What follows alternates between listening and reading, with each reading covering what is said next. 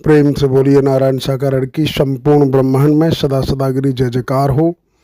साकार जगत जननी महामातेश्वरी की संपूर्ण ब्रह्मांड में सदा सदागिरी जय जयकार हो। सर्वप्रथम नारायण साकार हरि परमात्मा जी, साकार जगत जननी महामातेश्वरी जी, आपके श्री चरणों में मुझ आत्मा का बारंबार कोटि कोटि नमन स्वीकार हो। देवियों महापुरुषों, आज हम अपनी आप बीती के माध्यम से कुछ रहमत जो नारायण साकार हरि परमात्मा जी की हम पर हुई उसको आपके समक्ष प्रस्तुत कर रहे हैं। देवियों महापुरुषों, जब से हमने होश संभाला, जब से हम सत्य के साथ में आए, क्योंकि जब तक हम सत्य के साथ में नहीं आए तब तक तो हमारे जीवन में कितने अमंगल थे, कितनी आपत्ति विपत्तियों से हम घिरे हुए रहते थे। आए दिन तमाम प्रकार की व्याधियों से घिरे रहते थे, तमाम प्रकार की समस्याएं आती रहती थी। समस्याएं तो आज भी आ रही हैं, आज भी आती हैं, लेकिन उन समस्याओं से छुटकारा मिलने में पल की भी देर नहीं होती, क्योंकि हमारे आराध्य नारायण साकार हरि परमात्मा जी ने कई बार दर्शाया है कि जब भी भक्त पुकारते हैं तो परमात्मा नारायण साकार हरि को पहुँचने में देर नहीं होती, क्योंकि परमात्मा नारायण हरि तो आपके इर्द गिर्द रहते हैं। आप पुकारने में ही आपको देर होती है। आप और नारायण हरि परमात्मा जी को भाव से पुकारोगे तो नारायण हरि परमात्मा जी आपके इर्द गिर्द होते हैं। नारायण हरि परमात्मा जी को कृपा करने में देर नहीं होती है, लेकिन हमारी ही पुकारने की देर होती है। देवियों महापुरुषों, हम आपको बताते हैं कि नारायण साकार हरि परमात्मा जी को जिस रूप में भी पुकारा जाए उस रूप में परमात्मा नारायण हरि जी अपार रहमत बरसाते हैं। एक बार की बात है, हमारे घर पर काम चल रहा था, मकान बन रहा था। मकान बनते समय कुछ ऐसी कंडीशन बनी कि गांव में कोई समर की व्यवस्था नहीं थी, नॉर्मल नल थे और छत पर जो है ईंट बिछा कर के उस पर घोर करने का समय आया।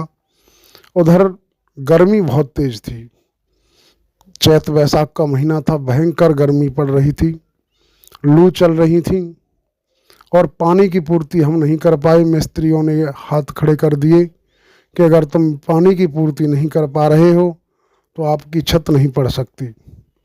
हम जो है बहुत उदास हुए, नारायण साकार हरि से पुकार लगाई, परमात्मा नारायण साकार हरि अब क्या करें, कहाँ से करें इनकी पानी की व्यवस्था, टैंकर मंगवाएं, गरीबी हालत, कहाँ से इतनी व्यवस्था करें। अब नारायण साकार हरि परमात्मा जी के चरणों में हमने अर्जी लगाई, प्रभु आप ही कुछ कर सकते हैं, कोई ऐसा मार्ग दिखाइए, कोई ऐसा तरीका सुझाइए, हमारा तो बुद्धि विवेक काम नहीं कर रहा है। नारायण साकार हरि चरणों में जब हमारी अर्जी लगी तो देवियों महापुरुषों, हम आपको सत्य बता रहे हैं कि अचानक हल्का सा बादल उठा और घटा घिरी और ज़बरदस्त बारिश हुई। और बारिश इतनी भयंकर हुई कि ईंटें भीगने की क्या है, बहुत ज़्यादा जम के बारिश हुई।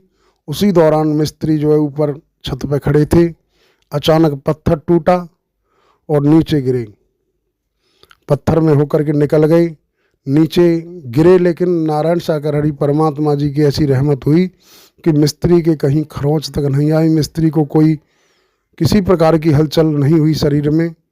हम मिस्त्री के गिरते ही नीचे पहुँचे, हमने देखा, मिस्त्री साहब क्या स्थिति आपकी। मिस्त्री ने कहा मुझे तो कहीं खरोंच तक नहीं आई, मुझे तो ऐसा लगा कि मुझे नीचे कमरे में किसी ने गोद में ले लिया।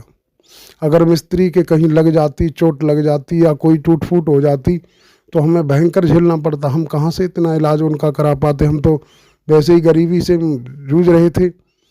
लेकिन नारायण साकार हरि परमात्मा जी की रहमत से मकान बना तो हम तो उसी में ही प्रसन्न थे। लेकिन ऐसी इतना भयंकर हादसा, और नारायण साकार हरि ने मिस्त्री को बचा लिया तो हम भी बच गए। और बरसात हुई तो घोर की व्यवस्था हो गई। लेकिन जब छत कंप्लीट हुई, अगले दिन सुबह हम निकल कर के गाँव से बाहर निकले तो हमने दाएं बाएं देखा, 1-1 किलोमीटर तक ही बारिश थी, बाकी चौतरफा 1 किलोमीटर से ज़्यादा की दूरी पर बारिश नहीं थी। तो हमें बड़ा अचंभा हुआ। वैसे बारिश होती तो हम अचंभा नहीं होता, लेकिन मात्र गांव के दायरे में 1-1 किलोमीटर तक के दायरे में ही बारिश थी, बाकी कहीं बारिश नहीं थी, इधर उधर कहीं भी दूर दूर तक। तो हमें बड़ा अचंभा हुआ कि वाकई नारायण सागर हरि परमात्मा जी ने हमारी पुकार सुनी और अचानक ही बिन बादल बरसात हुई।